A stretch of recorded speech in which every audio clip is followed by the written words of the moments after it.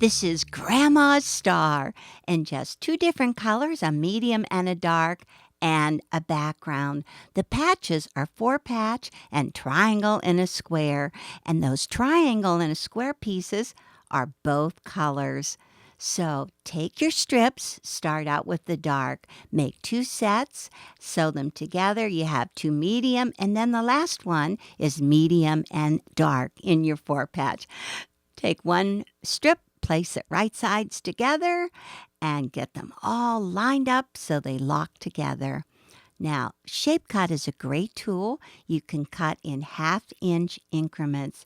Just trim off that left edge and cut 2.5-inch pairs. Move it again, trim off the edge, 2.5-inch pieces. And for the third 4-patch, cut it in half. Flip those 2 pieces right sides together. Use a 1/4-inch seam, just sew right down along there.